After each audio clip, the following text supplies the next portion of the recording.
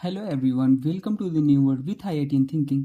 आज हम पढ़ने वाले हैं वुडजी रिएक्शन। ठीक है ना। वुडजी रिएक्शन का मैकेनिज्म क्या होता है हम देखेंगे, और ऑल टाइप ऑफ प्रॉब्लम जो भी होंगे और PYQ से रिलेटेड प्रॉब्लम होंगे जितने भी हम सारे लेंगे। और ये कुछ बेहतरीन क्वेश्चन है, आप वुडजी रिएक्शन पढ़ने के बाद सारे क्वेश्चन सॉल्व कर लोगे बहुत ही इजीली। तो सबसे पहले हम मैकेनिज्म देखते हैं। मैकेनिज्म जो क्वेश्चन है ना वो इंपॉर्टेंट है, आपको एग्जाम में किस तरीके से क्वेश्चन को अप्रोच करना है ये आपको आना चाहिए। तो हम डायरेक्ट प्रोडक्ट भी बनाना सीखेंगे और ट्रिक भी सीखेंगे। ठीक है ना।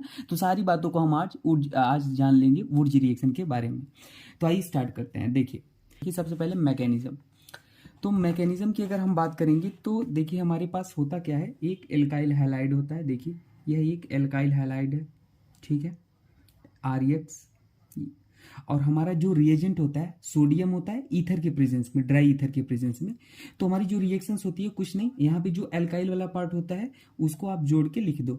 यहाँ पे हमेशा ये दो मॉलिक्यूल लिए जाते हैं। देखो एक ये है, एक ये है, मतलब इसी के दो मॉलिक्यूल। तो हमने अलग अलग करके लिख दिया है, तो आपको घबराने की जरूरत नहीं है। ठीक है, बस इसमें क्या करना होता है, एल्काइल वाले पार्ट को पहचानो, हैलाइड वाले पार्ट को बाहर करो और आर को जोड़ दो। देखो आर आर, एल्काइल एल्काइल जुड़ गया। ठीक है ना। तो अगर मैं आपको थोड़ा सा बताने की कोशिश करूं तो देखो ऐसे करके इसे बाहर निकाल देते हैं। देखो इतने पार्ट को, देखो 2NaX ये बाहर निकल गया और एल्काइल वाला पार्ट जुड़ गया। तो अब देखिए ये मैकेनिज्म जो होता है ना ये दो तरीके से होता है। इसका मैकेनिज्म क्या होता है, दो तरीके से। एक तो फ्री रेडिकल मैकेनिज्म होता है, फ्री रेडिकल मैकेनिज्म के थ्रू होता है, हम यही पढ़ते हैं जनरली। और एक एनायनिक मैकेनिज्म होता है। तो हम दोनों बता देंगे आपको। ठीक है, अब जान रहे हैं तो थोड़ा थोड़ा जान लें, फिर बहुत सारे एग्जाम्पल करने वाले हैं अपन। ठीक है, तो देखिए फ्री रेडिकल मैकेनिज्म में क्या होता है, इसमें हमने क्या लिया था, एल्काइल हैलाइड लिया था। ठीक है, तो हमने क्या ले लेते हैं 2RX, दो लिए थे ना, एक दो, तो हम यहीं पे लिख लेते हैं। और 2RX ले लेते हैं। और हमारा रिएजेंट क्या था, सोडियम था और ड्राई ईथर था। ठीक है, ड्राई ईथर। अब आप ये मत कन्फ्यूज हो जाना कि सर यहाँ भी सोडियम लिखे थे यहाँ भी सोडियम लिखे थे, बात वही है ना, वो एक ही बात है। चाहे आप यहाँ लिख दो चाहे यहाँ, हमने यहाँ दो बार लिख दिया है। ठीक है ना, तो उससे कन्फ्यूज मत होना, यहाँ चाहे तो मत लिखो, ये एक ही बार है ना, अंडरस्टूड। तो सोडियम ड्राई ईथर के प्रेजेंस में लिया, तो हमने क्या बोला, प्रोडक्ट आपको बनाना होता है तो आप क्या करोगे, यहाँ से आप होमोलिटिक क्लीवेज कर दो। होमोलिटिक क्लीवेज करोगे तो क्या बन जाएगा, जरा देखो, यहाँ पे 2R डैश बन जाए, मतलब R रेडिकल बन जाएगा। और यहाँ पे ये बॉन्ड टूटा तो यहाँ पे ये बन जाएगा, है ना, 2 बन जाएगा। अब देखो अगली स्टेप में क्या होता है, आप यहाँ पे R R दो R है तो आप इसको चाहे तो इस तरीके से लिख लो, R प्लस R। ठीक है, अब इस दोनों रेडिकल को आप ऐड कर दो, इस दोनों रेडिकल को ऐड कर दो। लेकिन ये हुआ कैसे, ये देखो हमारे पास सोडियम है, सोडियम का काम क्या है, मेटल है। मेटल जो होता है उसकी टेंडेंसी होती है इलेक्ट्रॉन डोनेट करने की। तो सोडियम को जब हीट किया जाता है तो क्या हो जाता है, इलेक्ट्रॉन को डोनेट कर देता है, तो यहाँ Na+ बना देता है। ठीक है ना, और यहाँ से इलेक्ट्रॉन बाहर निकल जाता है। अगले स्टेप में हमारा जो एल्काइल हैलाइड था, देखिए हमने क्या लिया था, RX लिया था, RX लिया था। और हमारा जो ये इलेक्ट्रॉन है ये आएगा। ठीक है, RX हमारा यहाँ से टूट जाता है, तो ये टूटा तो ये R डैश बनाया और यहाँ से X डैश, ये X रेडिकल बना और इलेक्ट्रॉन मतलब ऐसे दिखा देते हैं। ठीक है ना, चाहे आप डॉट से लिख लो। तो ये इलेक्ट्रॉन और रेडिकल मिलके क्या बना लेता है, एनायन बना लेते। देखो एक इलेक्ट्रॉन है, एक इलेक्ट्रॉन है ना, एक ही इलेक्ट्रॉन है। इलेक्ट्रॉन को चाहे तो आप ऐसे बना लो, बोला, तो ये मिलके क्या बना लेते हैं, एनायन बना लेते हैं। अगली स्टेप में होता है क्या डियर, हमारा जो सोडियम ये होता है ना, सोडियम आता है, Na पॉजिटिव था, Na आके हमारा NaX बना जाता है। ठीक है ना। अब आप ये मत कन्फ्यूज जाना कि सर यहाँ दो लिए थे वो लिए थे, वो तो अंडरस्टूड है, दो लिए थे, ये मैकेनिज्म पार्ट देख रहे हैं ना, तो ऐसे करते हैं। ठीक है ना, तो यहाँ पे हमारा NaX बन गया। अब बात आती है ये रेडिकल जो होता है ना, बहुत इंपॉर्टेंट बात है, यहाँ पे जो रेडिकल है ना ये दो तरीके से जुड़ता है। पहला कॉम्बिनेशन, एनायनिक वाला भी देखेंगे, पहले अभी फ्री रेडिकल देख लें, एनायनिक वाला भी देखेंगे। देखिए दो तरीके से जुड़ता है, कॉम्बिनेशन यहाँ पे, और अगला क्या होता है, डिस्प्रोपोर्शनेशन ना। अब देखो यहाँ पे एक चीज आप और आपके मन में डाउट रह गई होगी कि सर यहाँ पे तो NX जोड़ दिए लेकिन RR वाला कहाँ गया। तो देखो NX जुड़ गया और RR वाले को मैं यहाँ पे लिख देता हूँ, ये R था, ठीक है ना, और एक R और था इसके साथ, दो लिए थे ना, तो वो हमारा मिलके क्या बना लिया, R। ठीक है ना, वो हमने यहाँ पे दिखा दिया था पहले ही, इसलिए हमने नहीं लिखा। ठीक है ना, तो कन्फ्यूज मत होना। तो ये RR बना लेता और NX बना लेता, ये तो साइड प्रोडक्ट है, हमारा मेन ये था। तो 2 लिए थे। अब देखो ये जो होता है आर आर रेडिकल ये जुड़े हैं यहाँ पे ना, ये 2 तरीके से जुड़ते हैं, पहला कॉम्बिनेशन, दूसरा डिसप्रोपोर्शिनेशन, ठीक है। तो अब कॉम्बिनेशन डिसप्रोपोर्शिनेशन क्या है, तो देखो अगर आर आर इस तरीके से जुड़ता है, ध्यान देना, आर प्लस आर अगर डायरेक्ट जुड़ गया ऐसे, देखो हाईलाइट को बाहर निकाल के जुड़ गया, तो ये है कॉम्बिनेशन। कैसा है, कॉम्बिनेशन, ठीक है। लेकिन अगर मान लो हमारा डिसप्रोपोर्शनेशन क्या होता है, उस केस में हम क्या करेंगे, आर तो हम ऐसे ही ले लेंगे, ठीक है ना, आर हम ऐसे ही ले लेंगे, और ये इसी आर का जो होता है एक दूसरा आर है, ये वाला आर ना, तो इसका हम क्या कर लेंगे, हाइड्रोजन के साथ होमोलिटिक क्लीवेज करा देंगे। एग्जाम्पल देखो तब समझ में आएगा। जैसे मान लो मेरे पास CH3 CH2 था, ये रेडिकल था, आर को ये मान लेते हैं एग्जाम्पल, ठीक है। तो एक रेडिकल को हमने ऐसे ही बना लिया ये वाले को। अब अगले वाले को कैसे बनाओ, जो हमारा हाइड्रोजन है ना, रेडिकल के बगल वाले हाइड्रोजन को रेडिकल बना लो, देखो ऐसे बना लिए। इस रेडिकल, ये वाले रेडिकल के बगल वाले हाइड्रोजन को क्लीवेज कर दो, तोड़ दो। तो इसको जब तोड़ोगे तो ये वाला हाइड्रोजन है, देखो इसके बगल यही हाइड्रोजन है, तो इसको हमने तोड़ा, और इसको तोड़ा तो हमारा यहाँ रेडिकल बना, यहाँ रेडिकल बना। तो अब क्या करते हैं, ये वाला रेडिकल इससे जुड़ जाता है और ये वाला इससे जुड़ जाता है बाहर, तो देखो कुछ इस तरीके से बन जाएगा CH3, और हमारा ये हाइड्रोजन जुड़ गया इसके आके CH3, और हमारा यहाँ पे एल्कीन बन जाएगा CH2, ये रेडिकल मिलके एल्कीन बना लेगा CH2। तो हमारा ऐसे जुड़ता है। कभी भी आपको अगर डिस्प्रोपोर्शनेशन बनाना हो तो रेडिकल के बगल वाले हाइड्रोजन वाले बॉन्ड को ब्रेक करके और उसे जोड़ दो जो दूसरा है। तो अब बात आती है सर कब ये कराएंगे कब ये कराएंगे, तो देखो यही बता देते हैं। अगर 1 डिग्री या 2 डिग्री एल्काइल हैलाइड हो तो आप ये वाला मेजर बनाना, बनेंगी तो दोनों डिस्प्रपोर्शनिएशन और कॉम्बिनेशन दोनों बनाना है, पर मेजर कौन होगा, 1 डिग्री 2 डिग्री वाले केस में कॉम्बिनेशन मेजर होगा। लेकिन अगर हमारा वो 3 डिग्री है तो हमारा डिस्प्रपोर्शनेशन रिएक्शन मेजर होगा। अगर 3 डिग्री केस है तो आप ये वाला मेजर बना दो, ठीक है ना, ऐसे जोड़ देना। ये आर आर किस तरीके जुड़ते हैं, 2 तरीके से हमने बता दिया, पहला कॉम्बिनेशन, दूसरा डिस्प्रपोर्शनेशन। कब कॉम्बिनेशन करना है, जब 1 डिग्री 2 डिग्री एल्काइल हैलाइड हो। कब डिस्प्रपोर्शनेशन करना है, जब 3 डिग्री एल्काइल हैलाइड हो, ठीक है। सारी बातें हमने बता दी। अभी एग्जाम्पल लेंगे तो आपको बेहतरीन समझ में आएगा, ठीक है। ठीक है, अगर आपसे रेट की बात करता है तो किसका रेट ज़्यादा होगा किसका कम होगा, तो देखो रेट हमारा जो होता है ना, रेट हमारा कॉम्बिनेशन अगर रिएक्शन दिया है, कॉम्बिनेशन रिएक्शन, तो उस केस में हमारा रेट किसका ज़्यादा है पता है, कॉम्बिनेशन वाले केस में 1 डिग्री 2 डिग्री फिर 3 डिग्री ये रेट का ऑर्डर होगा, ठीक है। लेकिन अगर डिस्प्रपोर्शनिएशन रिएक्शन है तो उस वाले केस में 3 डिग्री, पता है ये 3 डिग्री में ही होता है डिस्प्रपोर्शनिएशन, तो ये रेट का ऑर्डर होता है। और रेट हमारा जो होता है ना वो इनवर्सली प्रोपोर्शनल होता है स्टेरिक फैक्टर, स्टेरिक ज़्यादा रेट कम, ठीक है ना, तो वही वाला तो केस था। अच्छा, आप किसी के मन में डाउट होगा सर आपने 3 डिग्री वाला डिस्प्रपोर्शनिएशन रिएक्शन का एक एग्जाम्पल करके बता दो, तो वो भी बता देते हैं। देखो मान लो मेरे पास एक CH3 है ऐसे, ये CH3 है और एक CH3 है, ठीक है ना, यहाँ हाईलाइट है। तो सबसे पहले हमने यहाँ पे इस हाईलाइट को निकालना है, रेडिकल बनाना है, ये तो अंडरस्टूड ही है ना, ऐसे बना देते हैं। एक रेडिकल ये बना दिए और दूसरे वाले रेडिकल के बगल वाला हाइड्रोजन, कोई भी हाइड्रोजन ले लो, तो मान लो हमने इसी वाले को ले लेते हैं CH2।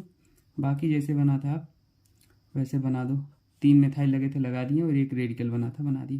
तो इस वाले बॉन्ड को आप क्या करोगे, ऐसे क्लीवेज कर दो, यहाँ पे रेडिकल यहाँ पे रेडिकल, तो ये वाला इसके साथ जुड़ जाएगा, ये वाला इसके साथ जुड़ जाएगा, तो हमारा देखिए प्रोडक्ट क्या बन जाएगा, ऐसे ये हाइड्रोजन आके जुड़ गया इसके साथ और वहाँ पे एल्कीन बन जाएगा CH2 और C एल्कीन, ये बन जाएगा ना। ये 3 डिग्री वाला, ये डिस्प्रोपोर्शनिएशन रिएक्शन 3 डिग्री है, देखो ये 3 डिग्री है ना, एल्काइल हैलाइड के बगल वाला कार्बन 3 कार्बन से जुड़ा है, ये 3 डिग्री है, तो यहाँ पे डिस्प्रोपोर्शनिएशन कराना है, ठीक है ना। बस ये था। अब कुछ एग्जाम्पल्स देते हैं, सारे एग्जाम्पल लेते हैं जो हमने स्टार्टिंग में हमारे गिवन थे वो भी करेंगे और आपको कुछ एक्स्ट्रा एग्जाम्पल्स भी बताते हैं, ठीक है। देखिए मान लीजिए मेरे पास एक क्वेश्चन है, हाँ CH3, ठीक है, CH2 और एक है CH2 और Cl है, ठीक है।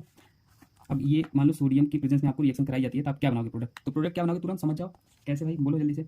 इसको तोड़ना है और क्या करना है, इसको जोड़ना है, कहोगे कॉम्बिनेशन है डिस्प्रो, ये तो डायरेक्ट बता दो यार। देखो 1 डिग्री एल्किल हैलाइड है, 1 डिग्री है तो कॉम्बिनेशन, बस एल्काइल हैलाइड को दूसरे वाले पार्ट को ले आके जोड़ दो इसके साथ, ठीक है।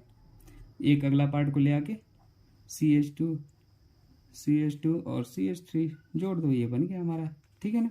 अच्छा एक बात याद रख लेना, नोट करके लिख लेना, ये जो रिएक्शन होती है ना हमेशा सिमेट्रिकल एल्केन देता है नोट।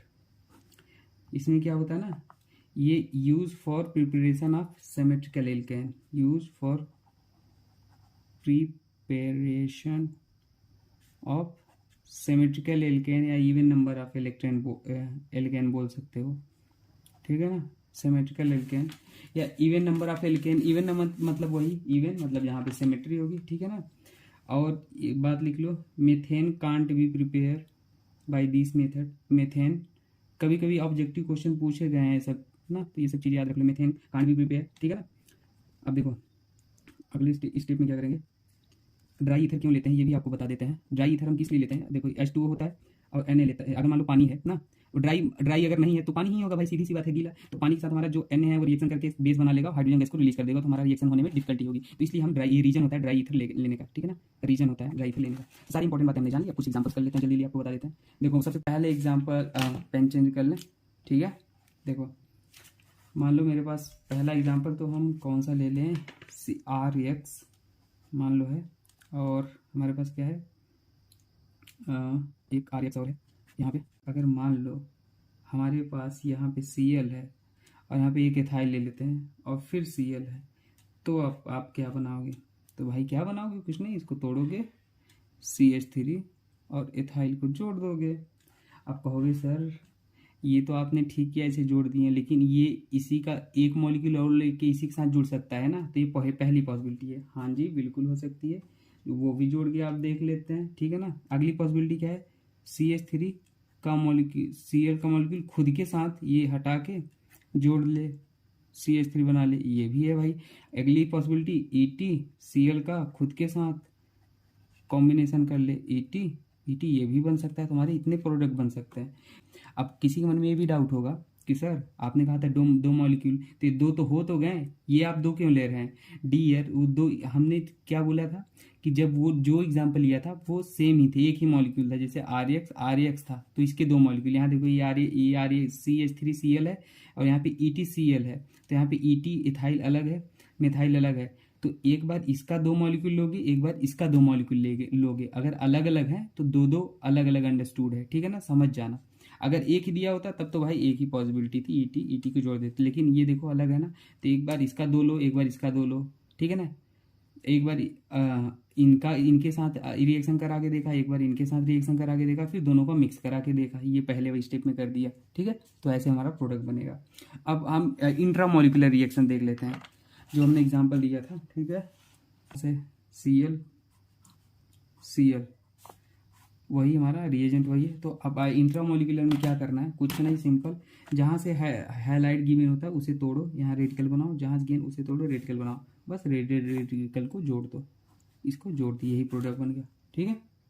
बात समझ रहे हो आप, ऐसे जोड़ दो। मान लो हमारे पास क्या है, अगला रिएक्शन ले लेते हैं, बहुत सारे रिएक्शन आप जो भी हो ले लो। तो ये क्या करोगे, यहाँ से तोड़ो एक, यहाँ से तोड़ो एक, तो कितने हैं, 1 2 3 4, 4 मेंबर रिंग बना दो, एल्केन हो गया। और देखो सारे क्या है, सारे इवन बन रहे हैं, इवन बन रहे हैं, ठीक है ना। लेकिन अब ध्यान देना क्या मैंने बोला, तो देखिए आपके मन में ये डाउट आना चाहिए कि हमने बोला था कि सिमेट्रिकल एल्केन के लिए वुडज रिएक्शन यूज होता है, सिमेट्रिकल या इवन नंबर ऑफ कार्बन। आप कहोगे सर यहाँ तो ऑड नंबर कार्बन आप दिख रहे हैं, अब क्या हो जाए, तो डियर हमने क्या बोला था, जो वुडज रिएक्शन होता है ना, सबसे पहले तो सिमेट्रिकल वाला देखो केस। सिमेट्रिकल मतलब अगर उसे काट दो कहीं से तो मिरर इमेज आ जाए, तो देखो इसे यहाँ से काटोगे तो देखो इधर का पार्ट दोनों में सिमेट्री दिख रही है, दिख रही है कि नहीं, दोनों बराबर और एक ही जैसे लग रहे हैं, तो सिमेट्रिकल है। अब इवन नंबर वाला जो डाउट है, मैंने आपको बोला था कि क्या होता है, एल्काइल हैलाइड होता है, उसके दो मॉलिक्यूल होते हैं, तो देखो दो मॉलिक्यूल, 1 2 3 का 3 कार्बन तो इसके थे, तो 3 थे, तो एक और ले लोगे तो कितना हो जाएगा, 6। ऐसे सोचो लॉजिकली, ठीक है ना, 3 3 6 6 हो जाएंगी जो कि इवन होंगे, ठीक है ना। तो ऐसे होगा। अगर मान लो इंट्रा, और आपको एक चीज़ और पता था, इंट्रा मॉलिक्यूलर का जो रेट होता है, वो एक चीज़ और नोट करके लिख लो, इंट्रा मॉलिक्यूलर का जो, ये इंट्रा मॉलिक्यूलर है, with in the molecule happen हो रहा है, तो इंटर मॉलिक्यूलर के रेट से ज़्यादा होता है, ठीक है ना। तो आप ये चीज़ याद रख लो। तो कभी भी जो हमारा नंबर ऑफ कार्बन होता है उसका डबल कर लो, जैसे मान लो 4 नंबर है, 5 नंबर ऑफ कार्बन यहाँ होता है, तो 5 + 5 बराबर 10, 10 क्या है, इवन है, तो ऐसे सोचना है। और सिमेट्रिकल बना के भी देख सकते हो आप, ठीक है ना, ऐसे, तो इससे भी आपको समझ में आ जाएगा। तो हमने जितनी भी बातें बताई आपको याद रखनी है सारी बातों को, ठीक है ना। और क्वेश्चन कर लेते हैं, तो अगला क्वेश्चन एक कर लेते हैं, और जो मान लो मेरे पास ये है और ऐसे Cl है, ठीक है, Cl है, तो यहाँ से आप क्या करो, इसको तोड़ो, इसको तोड़ो, यहाँ रेडिकल बनाओ, यहाँ बनाओ, इसको जोड़ दो, 1 2 3 4 5, 5 मेंबर रिंग है, बस बना दो और कुछ नहीं। तो हमारा क्या 5 मेंबर रिंग ऐसे था, यहाँ गए, ऐसे गए, बना दो कहीं से, ऐसे 5 मेंबर रिंग होना चाहिए, 1 2 3 4 5, तो हमारा ये बन गया, ठीक है ना। ये हमारा प्रोडक्ट बन जाएगा। तो अब एक कुछ एग्जांपल, बेहतरीन एग्जांपल कर लेते हैं। मान लो मेरे पास ऐसे है ना, सेलेक्ट एक एग्जांपल, रिएजेंट वही है, तो आप क्या यहाँ पे सी एल लगा लो। तो आप क्या करोगे, यहाँ से इसको तोड़ोगे, यहाँ से तोड़ोगे, यहाँ रेडिकल बनाओगे, यहाँ रेडिकल बनाओगे, तो वहाँ से वहाँ ये रेडिकल जुड़ जाएंगे, ये बना लेंगे। ये गलत हो जाएगा क्योंकि एंटी एरोमेटिक है। एंटी एरोमेटिक जो होता है बहुत ही कम स्टेबल होता है, तो इसलिए पॉसिबिलिटी ये नहीं होगी। तो उस केस में क्या करेंगे, इस केस में होता क्या है, इसी का एक मॉलिक्यूल, हमने बोला था ना 2 मॉलिक्यूल लेते हैं, इसी का एक मॉलिक्यूल और आएगा, फिर जाके ये दोनों जुड़ जाएंगे, तो हमारा प्रोडक्ट कुछ ऐसे बन जाएगा, ध्यान देना, जो कि होगा नॉन एरोमेटिक। और नॉन एरोमेटिक एंटी एरोमेटिक से थोड़ा स्टेबल होता है, नॉन एरोमेटिक, तो हमारा ये बन जाता है, ठीक है ना, दिख रहा है, तो ये नॉन एरोमेटिक बन गया।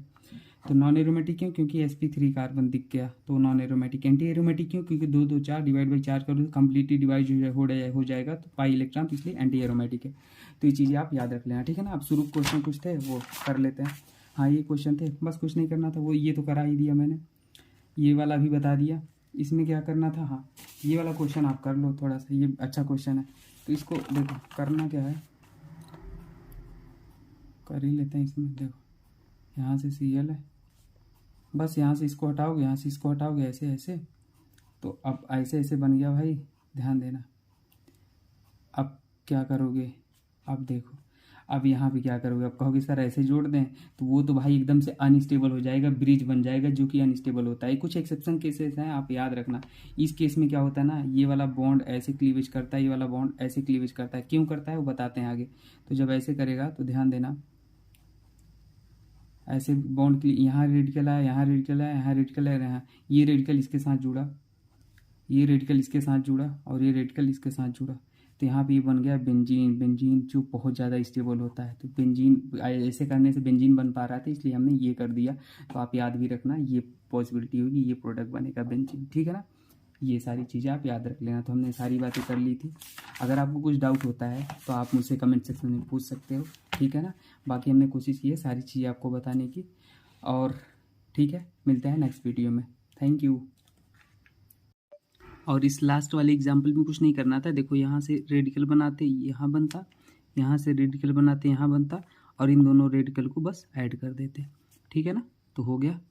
तो मिलते हैं नेक्स्ट वीडियो में दोस्तों। Okay, thank you.